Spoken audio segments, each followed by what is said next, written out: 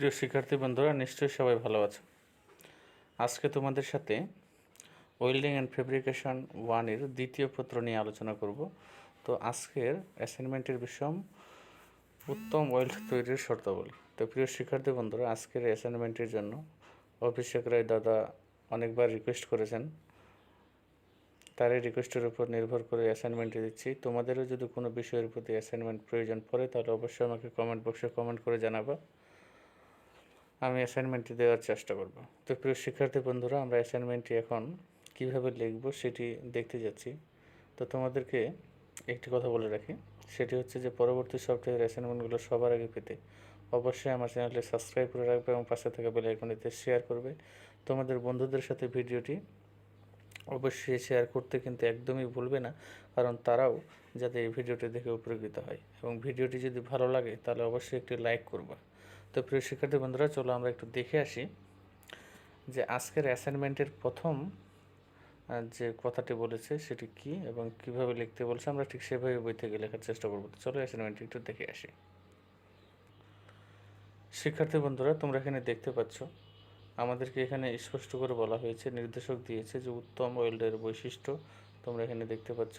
এবং আমরা যেহেতু 4 মার্ক নেব সেহেতু আমরা এই নির্দেশনাটা ফলো করব, কারণ টিচার যে খাতা কাটবে তিনি কিন্তু এই 4 মার্কের জন্য যেটুকু লিখতে বলছে সেটুকু ফলো করবে। তার মানে তুমি যদি উত্তম ওয়েল্ডের বৈশিষ্ট্য বর্ণনা লিখতে পারো তাহলে তোমাকে 4 মার্ক দেবে। কিন্তু আবার দেখো 3-এর ক্ষেত্রে কী বলছে, যে উত্তম ওয়েল্ডের অধিকাংশ বৈশিষ্ট্য বর্ণনা করলে তোমাকে 3 মার্ক দেওয়া হবে। আবার উত্তম ওয়েল্ডের বৈশিষ্ট্যসমূহ আংশিক কিছুটা যদি বর্ণনা করো তাহলে তোমাকে 2 মার্ক। তো আমরা তো 1 মার্ক 2 মার্ক 3 মার্ক নেব না, আমরা 4 মার্ক নেব। তো প্রিয় শিক্ষার্থী বন্ধুরা, 4 মার্ক নেওয়ার জন্য আমাদের সকল বৈশিষ্ট্যগুলো লিখতে হবে। চলো আমরা বই থেকে দেখে নিই উত্তম ওয়েল্ডের বৈশিষ্ট্যসমূহ সম্পর্কে কী লেখা আছে। তো আমরা আবারও বইয়ে যাচ্ছি এবং উত্তরটি দেখার চেষ্টা করবো এখানে যে আমাদের উত্তরে কী বলা হচ্ছে।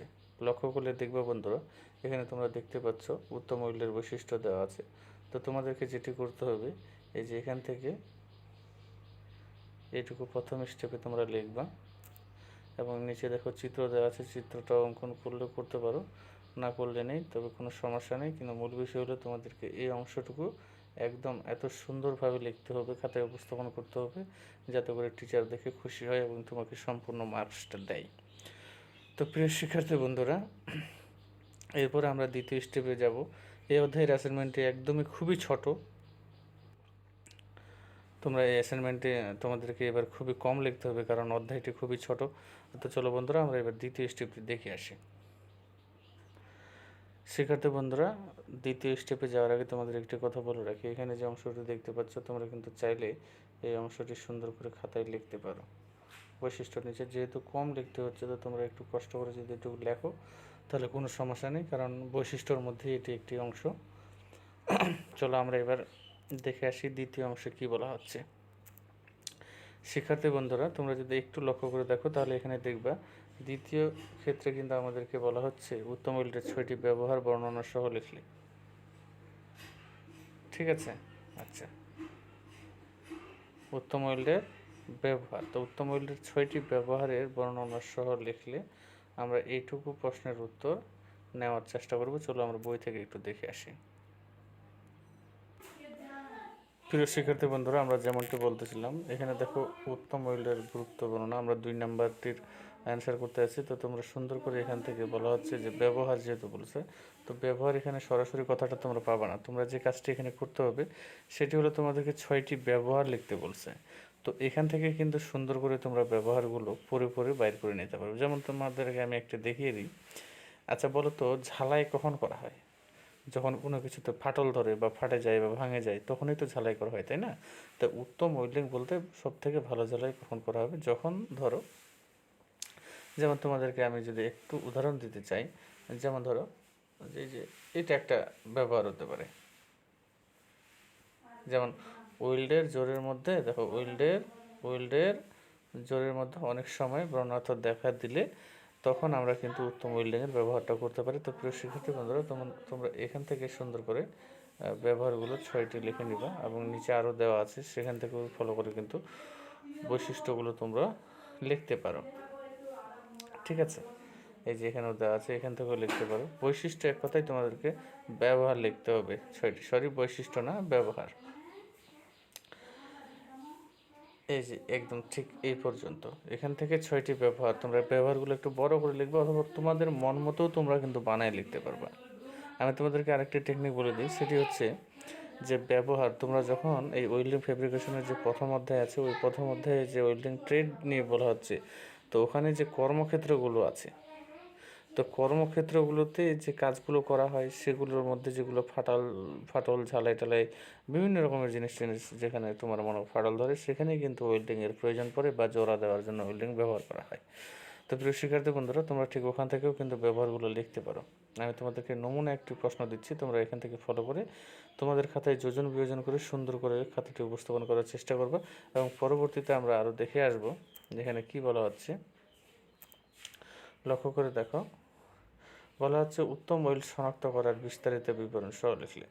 তো দেখো এখানে লক্ষ্য করলে দেখতে পাবো, আমি তোমাদের দেখাচ্ছি, দাঁড়াও। এখানে একটু লক্ষ্য করলে তোমরা দেখবা যে উত্তম ওয়েল্ড শনাক্ত করার বিস্তারিত বর্ণনা সহ লিখলে। তো আমরা এইটুকু এবার দেখি, চলো বই যাই দেখি। লক্ষ্য করে দেখো, এখানে বলছে যে উত্তম ওয়েল্ড তৈরিতে গৃহীত ব্যবস্থা আমাদের শনাক্তকরণ বলতে বলছে। তো শনাক্তটাও কিন্তু তোমরা এখান থেকে খুঁজে লিখতে পারো। যেমন ধরো, আমি তোমাদেরকে একটু ক্লিয়ার করার চেষ্টা করি। শনাক্তকরণের ক্ষেত্রে তোমাদেরকে একটা জিনিস মাথায় রাখতে হবে, সেটি হলো যে উত্তম ওয়েল্ডিং যে তুমি করবা, তো উত্তম ওয়েল্ডিং প্রয়োজন আছে কি না এটা তুমি কীভাবে বুঝতে পারবা। তো সেক্ষেত্রে তোমাকে এই যে দেখো এখানকার এই দুইটা জিনিস কিন্তু খুবই গুরুত্বপূর্ণ। তোমাদেরকে রং দেখে চিনতে হতে পারে, এই যে দেখো, অথবা এই যে দেখো, এই যে এইটুকু। তো তোমরা কিন্তু এগুলো লিখতে পারো প্রিয় শিক্ষার্থী বন্ধুরা। তারপরে আবার নিচে দেওয়া আছে গৃহীতব্য ব্যবস্থা, তোমরা কিন্তু চাইলে এগুলো লিখতে পারো, ঠিক আছে। যত লিখবে তত ভালো, কারণ অধ্যায় একদম ছোট, প্রশ্নগুলো যেভাবে করছে উত্তরগুলো ঠিক সেভাবে বইয়ে নেই, এই জন্য তোমাদেরকে একটু বানাই লিখতে হবে এবং একটু ভালো করে লেখার চেষ্টা করতে হবে। প্রিয় শিক্ষার্থী বন্ধুরা, আর কথা না বাড়াই, আজকের অ্যাসাইনমেন্টটি তোমাদের মন মতো না হলে অবশ্যই আমাকে কমেন্ট বক্সে কমেন্ট করে জানাবো। আমি পরবর্তীতে আরও ভালো করে দেওয়ার চেষ্টা করবো, এবং তোমরাও যদি ভালো করে লিখতে পারো তাহলে লিখবা। তো প্রিয় শিক্ষার্থী বন্ধুরা, আজকে এখান থেকে সবাই ভালো থাকবে, সুস্থ থাকবে। পরবর্তী আরেকটা অ্যাসাইনমেন্টে দেখা হচ্ছে, ততক্ষণ পর্যন্ত সবাই ভালো থাকবে। খোদা হাফেজ।